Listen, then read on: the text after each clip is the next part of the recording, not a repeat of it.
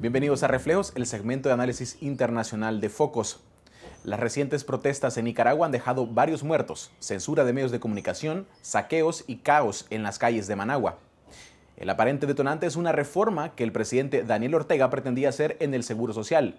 Pero, ¿cómo pasó esta demanda a detonar un masivo reclamo popular de cambio de gobierno? ¿Este es el principio del fin del régimen de Daniel Ortega y Rosario Murillo? Para analizar esta situación está con nosotros el periodista nicaragüense y director de la revista El Confidencial, Carlos Fernando Chamorro. Bienvenido, Carlos Fernando.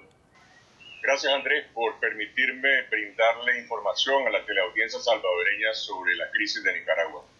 Bien, a la luz de estos acontecimientos en los últimos días en Nicaragua, ¿es posible afirmar que estas protestas marcan el quiebre de la continuidad del gobierno de Ortega? ¿Están dadas las condiciones para esto, Carlos Fernando? Bueno, hay una crisis de gobernabilidad total. Ortega y su esposa Rosario Murillo han quedado inhabilitados para gobernar. En Nicaragua se ha producido una masacre, un baño de sangre. Las organizaciones de derechos humanos han contabilizado 32 muertos confirmados y la otra 38. Y esta cifra sigue aumentando. Posiblemente hoy en la noche y mañana vamos a tener nuevos datos. De manera que hay una demanda nacional para que se produzca un cambio. Ortega se ha visto obligado a convocar a un diálogo nacional, cosa que en los últimos 11 años nunca había admitido, únicamente dialogaba y cogobernaba con los grandes empresarios, y ahora se abre una nueva etapa para Nicaragua, muy confusa y muy incierta todavía. Esto, sin embargo, a pesar que en las elecciones municipales de noviembre pasado, el sandinismo, bueno, más bien el proyecto de Ortega, obtuvo resultados favorables, Carlos Fernando. Hay que recordar, Andrés, que en Nicaragua los partidos políticos de oposición han sido ilegalizados y las elecciones que se han llevado a cabo desde el 2008 en adelante no han sido elecciones ni transparentes ni competitivas. Y en las últimas elecciones, las presidenciales de 2016 y estas de 2017, el pueblo se expresó en una abstención masiva que sobrepasó incluso el 60%. Es decir, al no tener alternativas políticas y al no confiar en el sistema electoral, la gente simplemente dejó de votar, de manera que la legitimidad tanto de la presidencia de Ortega, de su parlamento, como de sus actuales alcaldías está severamente cuestionada, y más ahora con esta rebelión popular. De acuerdo. ¿Qué detonó entonces que las manifestaciones pasaran de una protesta sobre una reforma a la seguridad social en Nicaragua a una demanda por la salida de Ortega y Murillo del poder? Las protestas comenzaron en efecto como un rechazo a las medidas antipopulares del paquete de reforma a la seguridad social. La gente se empezó a manifestar pacíficamente y fueron reprimidos, como ha ocurrido en muchas otras ocasiones, por las fuerzas de choque paramilitares del Frente Sandinista, que son protegidas por la Policía Nacional. Esa protesta resistió y luego empalmó con una demanda nacional que estalló en las universidades públicas, que hasta entonces habían sido un bastión político del régimen. Evidentemente hubo una fractura dentro de los estudiantes universitarios que habían estado cooptados apoyando al sistema, estallaron en protesta, hubo más represión y esa represión convirtió esto en un fenómeno de protesta nacional, que en efecto las banderas iniciales de la seguridad social fueron sobrepasadas por la demanda que cese la represión y que se vayan Ortega y Rosario Murillo. Realmente la protesta estudiantil es tan genuina y tan espontánea que no tiene líderes visibles, ni tampoco tiene organizaciones que la hayan convocado, al punto que en este momento existe el problema de que cuando la Iglesia convoca a un diálogo nacional y llama a los estudiantes a organizar una representación, todavía no han podido ponerse de acuerdo sobre quién nos va a representar en este diálogo, de manera que aquí no hay ni conspiración ni tampoco hay ninguna mano extranjera. Esta es una genuina rebelión nacional de un país que ha estado harto de corrupción, de represión y de un sistema que le quitó a los nicaragüenses el derecho de la movilización pacífica. De acuerdo. Usted mencionaba que se ha abierto este diálogo. Ortega ha solicitado en este caso que la Iglesia Católica pueda jugar como mediador para salida a este conflicto. ¿Qué actores están dispuestos a seguir legitimando este régimen de Ortega y Murillo?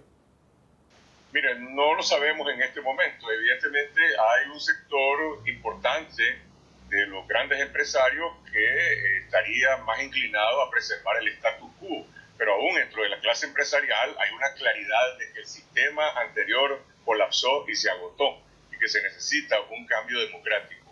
Por ahora, los obispos han convocado a este diálogo a representaciones de empresarios, del sector laboral, de las universidades y sus rectores, de los estudiantes, del gobierno y de la sociedad civil. No se sabe si esos serán todos los participantes, si el gobierno vetará a algunos o intentará incluir a otros actores, pero el desenlace y la discusión en este diálogo es sumamente compleja, porque el gobierno lo que quiere es calmar los ánimos y evadir su responsabilidad en el baño de sangre que mencioné anteriormente. Ellos quieren enfocarse exclusivamente en el tema de la seguridad social y la mayoría de la población nicaragüense lo que quiere es castigo para los culpables, que se sometan a la justicia, que remuevan a toda la cúpula policial y eventualmente una reforma total al sistema político, empezando por la reforma del sistema electoral y que se adelanten las elecciones. Finalmente, Carlos Fernando, ¿hacia dónde va el sandinismo después de estas protestas? ¿Puede verse la oportunidad de un surgimiento de un nuevo actor político en el espectro de Nicaragua? Mire, en relación al Frente Sandinista, esa pregunta en este momento no tiene ninguna respuesta, porque ese partido político ha sido vaciado de contenido en los últimos años y se ha convertido más bien en una maquinaria de poder. Aquí en Nicaragua se le describe más que como Frente Sandinista como el orteguismo, controlado por una familia. Eso también está entrando en crisis y yo supongo que algunos de los antiguos dirigentes históricos del Frente y otros sectores que han sido apartados intentarán rescatar hasta donde sea posible ese partido político. Y ahora, en el otro bando, en el bando nacional de la rebelión, no hay fuerzas políticas legítimas en este momento. Es decir, en la Asamblea Nacional hay partidos colaboracionistas del Frente Sandinista, otros partidos de oposición han sido ilegitimados, pero esta protesta no está liderada por ningún partido político y ese es otro gran desafío que tiene Nicaragua, cómo se construye una alternativa política a un régimen autoritario que está en proceso de caducación. De acuerdo, Carlos Fernando. Muchas gracias por estar en Focos. Gracias a ustedes. Muy bien, con esto cerramos nuestro segmento Análisis Internacional en Focos. Continuamos con más contenido.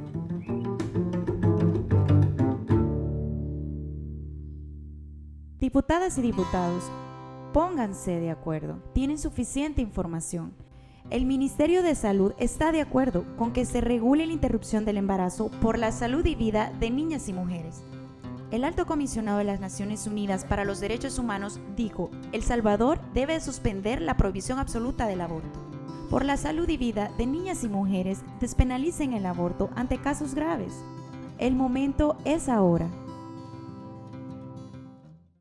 Ópticas Franklin te recomienda evitar guardar tus anteojos en el bolsillo o cartera sin protección.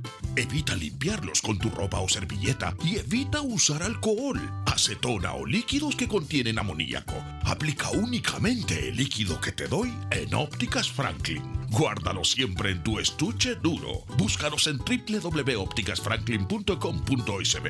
Ópticas Franklin, para ver bien y verse mejor.